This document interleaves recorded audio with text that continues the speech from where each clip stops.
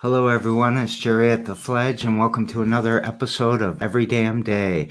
Today I am not in the studio or in the sanctuary anymore. I'm coming from you from Drummond Island.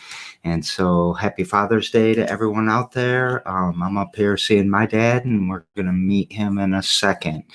Want to give a shout out to thisent.com. Check that website out. They're doing a lot of positive, good stories.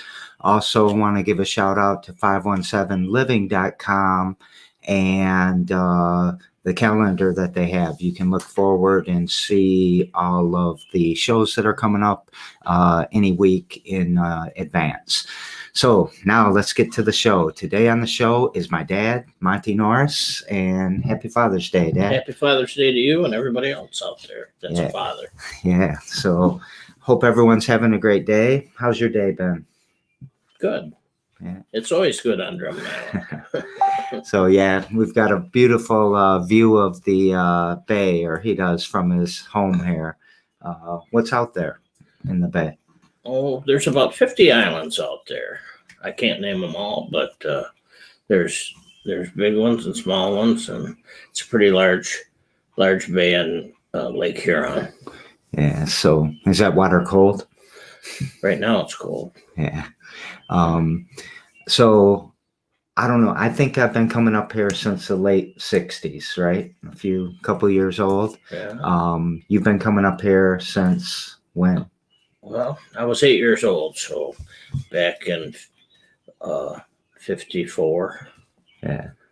54, I came here the first time with my dad fishing, and we used to rent cabin over from Veterans Resort. Rent a cabin and a couple of boats, and my dad, my uncle, and I, two uncles and I, come up and fished for a week. We'd put a freezer in the back of his pickup truck, and back then there wasn't a limit on perch, and we'd fill up 2 garbage cans every day of perch, and we'd get back and clean them for 4 hours and then put them in the freezer, take them home, and he'd give them to friends. My dad owned a gas station at that time, and he had a lot of people that he gave fish to. Yeah. I remember when I was little having 2 hooks when we were fishing for perch. Is that how they still do it? Or basically. Yeah. And catching 2 at a time. Yes. Yeah.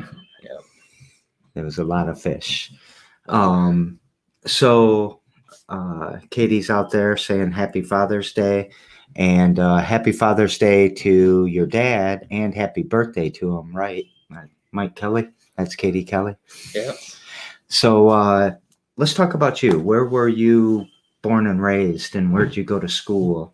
I was born in Lansing, Sparrow Hospital, and raised on Jolly Road for the first 5 or 6 years, and started kindergarten and first grade at Maple Grove School. And then my dad and mom bought a house on Somerset, and that was in the North School District. And so I transferred first grade to North School, and I went there until 6th grade. Then right around that same time, they come in with busing, and they bused the kids from North School to Pattengill. So I remember every day the bus going by Walter French, and I'd see Walter French Junior High School, and they'd take me to Pattengill. So it was a long trip every day going to junior high. but it was fun. I mean, it was a good school. And then when I left Pattongill, I started in Everett. I think it was the second class in the new Everett High School. Yeah. So that was in 62, graduated in 64. Yeah. So then, where'd you go? You went up to Northern? I went to Michigan Tech after Michigan that. Tech. Yeah. I had a summer job with MDOT, and my Aunt Reva, she was the secretary for Fred Tripp, who was the number 2 guy at MDOT at the time. And so she got me a summer job, and I wrestled in high school, and I had a wrestling scholarship to Michigan Tech, but it wasn't really a wrestling scholarship because their wrestling program wasn't that big. They had an extra hockey scholarship. So they sent me to school on a hockey scholarship to wrestle. So that's the way it worked out. I never had to touch a puck. Nope. So then you ended up at MDOT? Yep. Yeah, I continued working MDOT. And I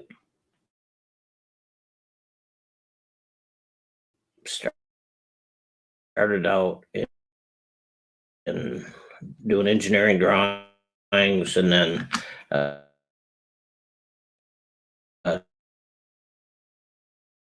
transferred into the real estate division.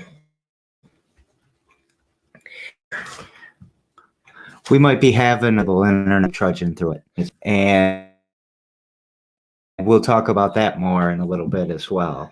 So I guess before we jump into what you did at MDOT for a long time, Norris Groceries, was that your first job? Yep, I started working there when I was probably 8 or 9 years old, stocking shelves for my uncle in Norris Grocery, and my grandmother lived right next door, and so I'd go there on Fridays and either stay with my grandmother or stay with my uncle.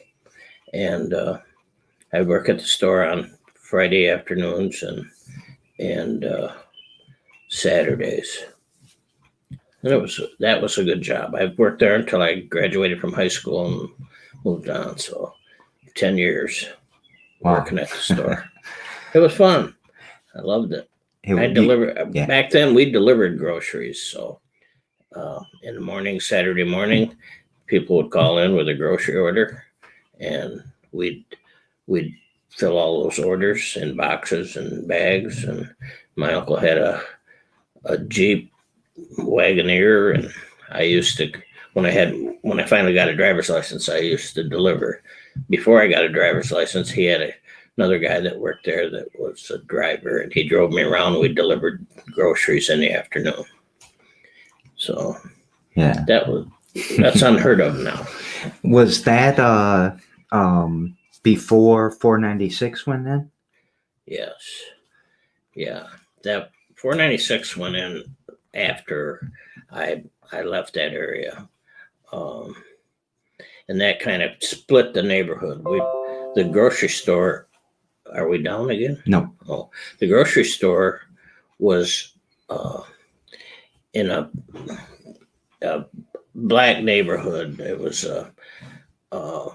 most of the customers there were blacks, and my uncle did a lot of he helped a lot of people because some of them didn't have a lot of money, and so he let them charge groceries, and he was always helping people. He was a great person. And so then when the expressway went through, it kind of busted that up. And then Oldsmobile came along and bought the grocery store from my dad. So if you know about Lansing, which most of your people do, that's all parking lot in there now.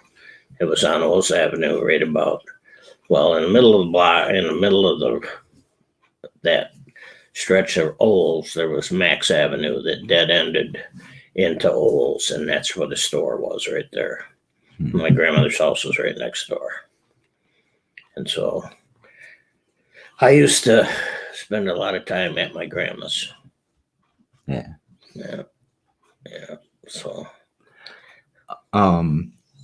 was this the grandma was this grandpa's mother, or was yeah. it?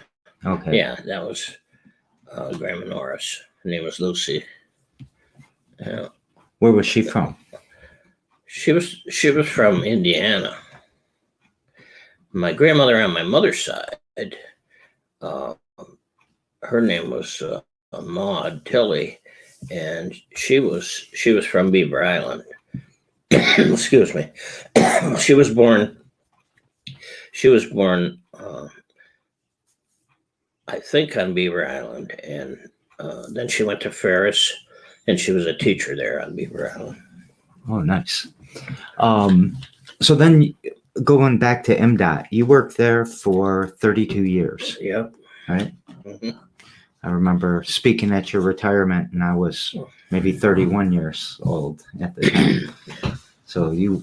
yeah, I was 51 when I retired. Yeah. And then you came up here? Moved up here. I bought this place prior to retirement and worked on it for, I don't know, 5 or 6 years. Trying to get it ready to move into permanently. It wasn't winterized and all of that at that time. So, yeah, and then I moved up here and been here ever since. Yeah. But I didn't retire. I did contract work for the county governments and local agencies, buying property for like state police tower sites and airport expansion projects and things like that. From here across the UP. It was a good job. Yeah. And you've always kind of had a real estate license, or Yeah. you used to anyway? Yeah, I was a real estate broker for several years, and I'm not anymore. I let that go because I don't work anymore. Yeah. I am retired. I remember, well, it even just happened right now. A guy's trying to sell you a snowblower, and I always remember you would find these great deals, like buy something for $100, put it out on the curb, and sell it for $200. And I always found that fascinating that you could do that. I never felt like I had the knowledge of all these things and what they were worth. They're worth what somebody will pay. Well, I know, but I end up buying Bitcoin, and then it ain't worth nothing. Yeah, it is. Worth 30,000. Yeah, I know. So what's as we think about Father's Day, you know, Grandpa passed a while ago. Mm-hmm. I don't know, how long ago did Grandpa Keith die? Jeez, I don't know now. Probably it's got to be 8 years or so, 10 years. Yeah. And dementia and Alzheimer's was a big part of that. Yeah. Yeah. He was a war hero. He fought in Normandy on D-Day, and he never talked much about that. My mom did, but she had a lot of pictures and things of different friends and his time in the service over in Germany or in France, and so that's all I know about it, really, is what I heard from her, because my dad didn't talk about it too much. Yeah. He and I watched Saving Private Ryan together, and I said to him afterwards, I said, "What'd you think about that show?" And he goes, "I'm going to tell you, they don't even have a clue of how it was when they got off those boats." Yeah, it was not good. He had 2 Purple Hearts, I think. Is that right? He was wounded twice. He got 1 Purple Heart. You could get 2, but and he had some other medals that I pinned on him when he when he was after he passed away, and he was buried with those. Yeah. My mom said, "Aren't you going to keep those?" And I said, "They're not mine. He earned them." Yeah. So, what are some of the things you're doing while you're up here now? Well, I look at that water every day, and I fish, and there's just a lot of wildlife. There's bear. There's all kinds of bear up here right now. In fact, there's really too many because they're coming down here in the neighborhood and pestering people and tipping over dumpsters. And there's in the summertime there's a lot of kids up here, and that worries me the most, that somebody's going to get hurt. Yeah. But last year I was in that building in there back behind us working on a golf cart, and I heard a noise, and I looked up, and Mama Bear was in there with me. I yelled at her and she ran out, but she grabbed a cornhole bag because it was full of corn. She grabbed that and ran off in the woods with it. So we only have 7 bags now. We'll be all right. Yeah. What about your Twitter account? I think it's hilarious. I think you just tore up Trump for, I don't know, how many years have you been doing your Twitter account? Well, you got me on there back, I don't know, it was Christmas Eve a few years back when we were down at Trippers. Mm-hmm. And you showed me how to get on there, you and Tom. And then when Trump started using it all the time, and I am not a Trump person by any means, I hate liars. And so I had to correct him. Try to keep him honest, but there's no hope there. So, thinking about a TikTok channel, or what do you think? I don't know. You think I should get one? But I think he should read his tweets to Trump on a TikTok channel, because they're hilarious. They make me laugh. You might have hinted to it, but what's something you do every damn day? Well, that's, I just enjoy this beautiful scenery, weather. I work in that garden over there. I got a little garden over here, and mow my lawn, and, I travel. I got friends here, go see and stuff. I just lost one friend to lung cancer, but yeah, it's just really relaxing up here, stress-free. Yeah. You said mow your lawn, and yesterday we were talking, and I asked you if you wished your lawn was green because it's pretty dried out and brown right now, and you said yes, and I said why, and you said so you could mow it. Yeah. Is that just a ritual, a thing that I've been mowing lawns since I could push a lawnmower? I love mowing lawns. So is that it must be something that's relaxing and that takes you back to something. Yeah. But it surprised me when you said, so I can mow it. I mow the guy next door. I mow the guy back there, and one behind me, and the guy over here. Yeah. Because they're not permanent residents here. In fact, in the wintertime, it's me and the lady across the street are the only people that stay here full time, and she really doesn't stay here full time. She goes to Kenross and babysits every week. So I'm an island person because I think my grandmother, Maud Tilley, she was on Beaver Island. Yeah. And so I think there's something there that made me gravitate towards the island. Genetics, or she passed down tradition somehow? It could be. I don't know. I've never been to Beaver Island. My sister has. But I haven't. Yeah, I was talking to someone the other day about never being there, and they're like, you should go and da-da-da. You ever want to go there? Yeah, I've thought about it, but once you get here, it's kind of, I hate going across the ferry. Yeah. I go because I have to. doctor appointments or run up to the Sioux for the only place you can find Myers around. And, So, what's your Twitter handle? Isn't it? why do you want to throw me under the bus? I'm not throwing you under the bus. People want to follow you. They do? Yeah. Sandy's, is it Monty Norris on Twitter? And it's not. No. It's, no, I can't remember. You don't want to say it? Well, I can't remember it either. I'd have to get my phone. I'll share it later in the comments as soon as I look it up in a little bit.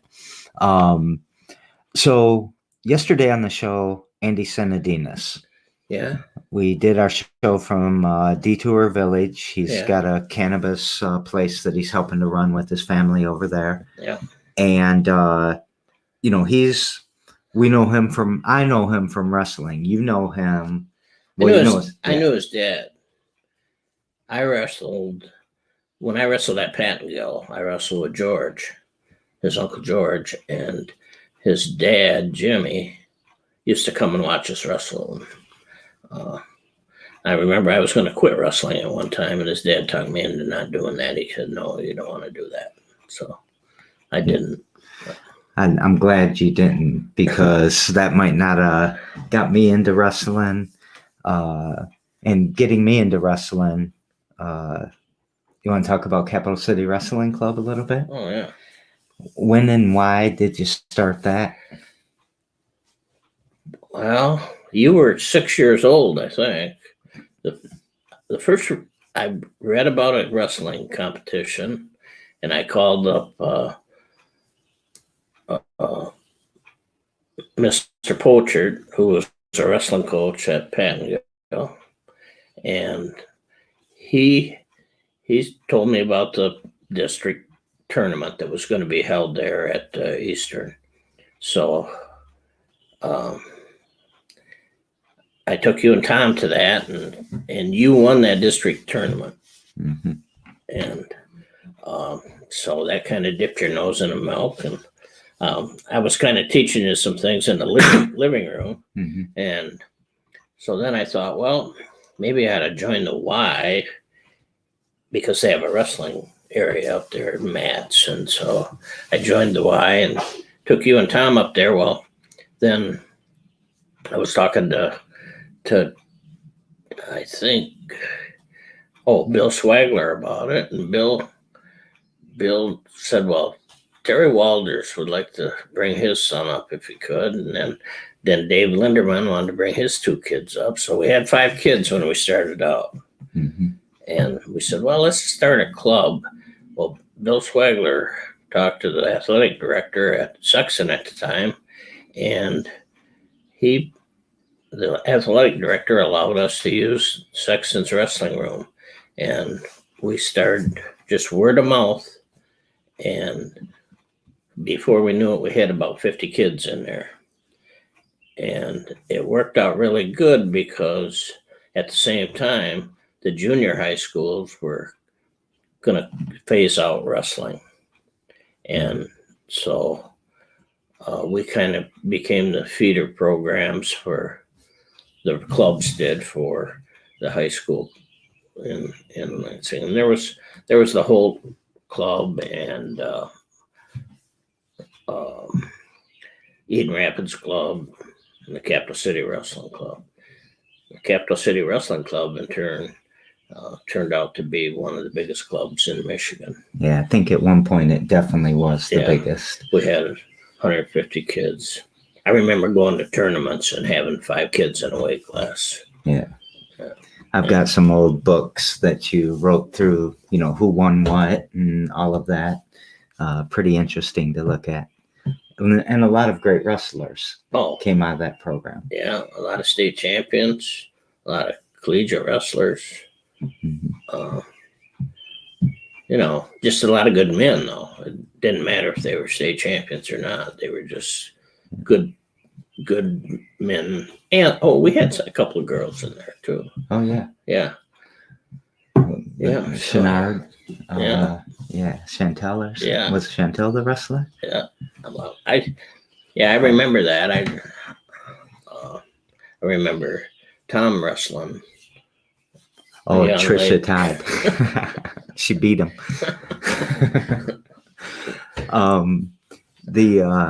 What was I going to say? I'm sorry. Anyways, Chris Henderson. I think he's the athletic director for the whole district now. He's just getting a promotion. Yeah. So a lot of people. Do you talk to a lot of people that still bring up Capital City Wrestling, or you just don't run across them anymore?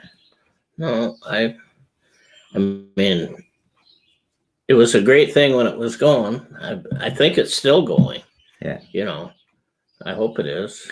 I think they took last year off. I think they're combining with the Lansing Lions now. Shout out to Leo Brown and Chris Henderson and Shane Tisdale, who are all trying to keep it going. Yeah. But it all started with that district tournament, and then Bill Swagler, Dave Linderman, and T.C. Walters, and I. And it was a great deal. Yeah. It was a lot of fun. I mean, I think we had it for maybe 10 years, and every weekend going to a tournament. And we had some tournaments too of our own at Sexton there. And those were always a lot of work. We had families, volunteers, kids, moms and dads. It was a fun deal. Leonard Fritz. Yeah. So Andy's question to you, because we pass questions from one show to the next, is who is your most inspirational person? Oh, probably my grandmother. Yeah? How come?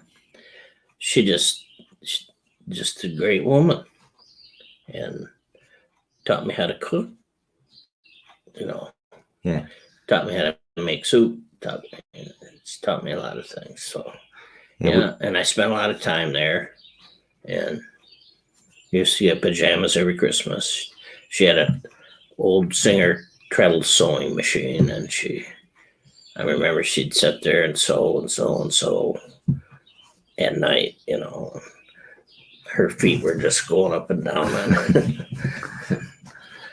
Always wanted to buy her electric one. So Raven had your chicken noodle soup yesterday and you said it's world famous. People come from all over. Yeah. So she taught you how to make that. Yeah. Chicken noodle, vegetable, beef barley, Yeah. So meatloaf. I can never get her meatloaf down though. No? No. It was the best ever, and I can't duplicate it. Was Grandpa a good cook because she was a good cook? Yeah, but my mother did most of the cooking. I mean, my dad liked to barbecue and that sort of thing. Yeah. So. Sauerkraut. I remember making sauerkraut all the time. Yeah. And he owned a gas station too on the corner of St. Joe and Butler. It was a pure oil station at the time. So, and I still have a picture of him and back then they had to wear a uniform, and he had a pure oil hat and his name on his shirt, and blue pants, white shirt, bow tie, and looked like Barney Fife. Did he have to run out there and pump gas for people? No. He was always a pretty good mechanic. Yeah. And I worked at the gas station, washing cars and doing that sort of thing. Yeah. I worked a lot, but I always had money and that I could spend. I should have saved it. It's turning out all right. Yeah. You got this place. Tomorrow we have Jen. She's a photographer. What question would you like me to pass to Jen? Oh, well, what's her favorite subject? What's her, most, I guess, favorite subject to photograph. Yeah. And what picture in that subject does she like the best? Yeah.